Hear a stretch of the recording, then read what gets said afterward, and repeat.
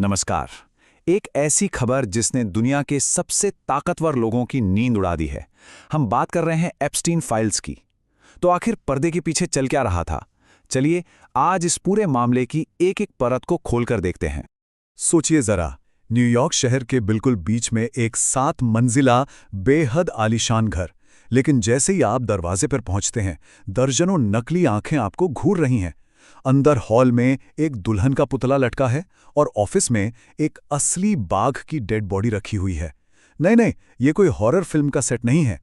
ये घर था जेफरी एप्स्टीन का, एक ऐसी जगह जहां दुनिया के सबसे पावरफुल लोग आते जाते थे। पर असली सवाल तो ये है कि आखिर इस घर की दीवारों के पीछे कौन से राज दफन थे? तो आइए सबसे पहले ये समझने की कोशिश करते हैं कि एप्स्टीन ने इन्फ्लुएंस और कंट्रोल की ये पूरी दुनिया आखिर खड़ी कैसे की। इसी घर में एक मीडिया रूम भी था और विक्टिम्स की गवाही के मुताबिक इस कमरे की दीवारों पर मॉनिटर ही मॉनिटर लगे थे। और उन पर क्या चल रहा था? घर के हर एक बेडरूम और बाथरूम से लाइव फीड। सोचकर देखिए। एक विक्टिम है, मारिया फार्मर। उनके बयान से इस सर्वेलेंस की जो खौफनाक सच्चाई सामने आती है, वो रोंगटे खड़े कर देने वाली है।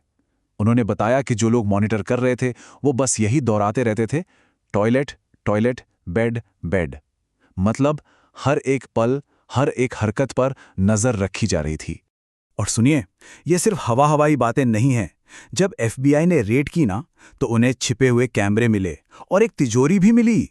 जब उसे खोला गया तो अंदर से कई सीडीज निकलीं और हर सीडी पर एक माइनर लड़की के नाम के साथ साथ किसी और शख्स का नाम लिखा था। ये साफ साफ एक सोची समझी ब्लैकमेल ऑपरेशन की तरफ इशारा कर रहा था।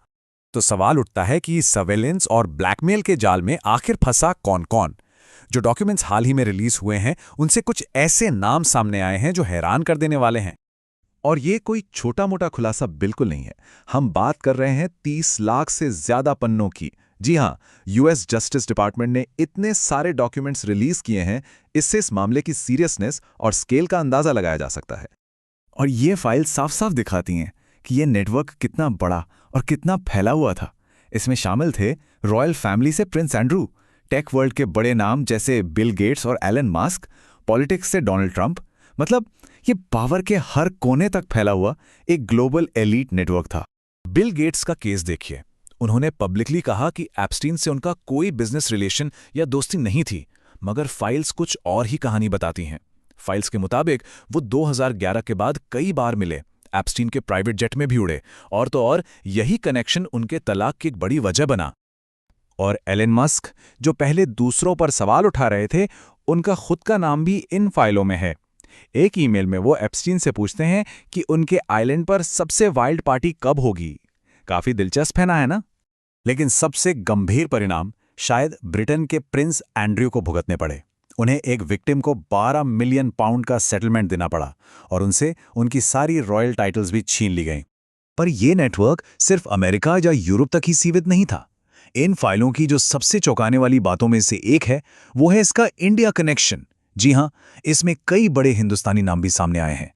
फाइलों में इंडस्ट्रियलिस्ट अनिल अंबानी और एप्स्टीन के बीच हुए कई मैसेजेस का जिक्र है।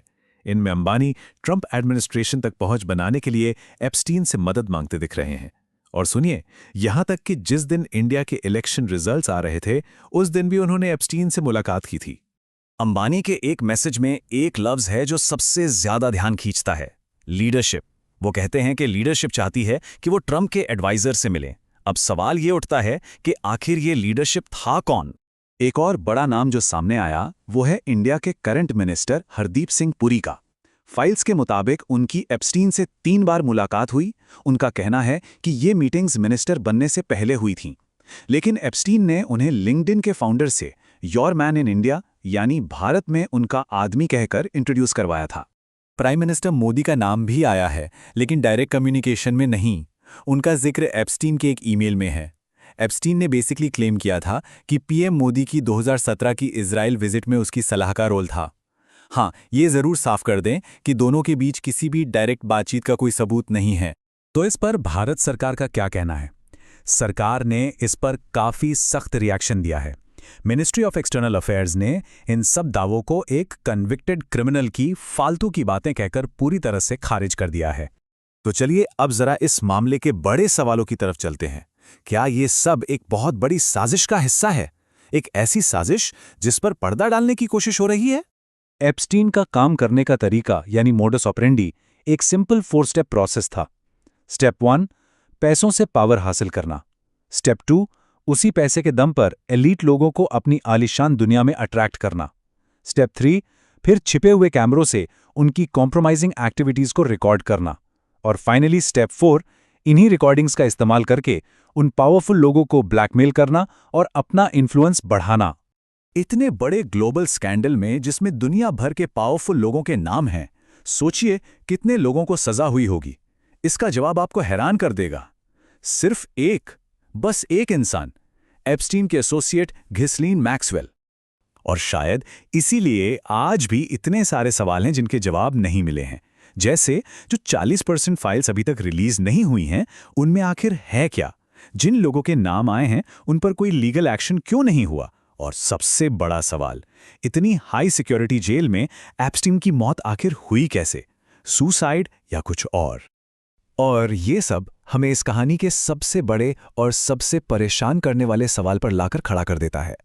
क्या जेफरी एप्स्टीन को इसलिए चुप करा दिया गया ताकि इस नेटवर्क में शामिल ताकतवर लोगों के राज हमेशा हमेशा के लिए दफन हो जाएं? ये एक ऐसा सवाल है जिसका जवाब शायद दुनिया को कभी नहीं मिल पाएगा।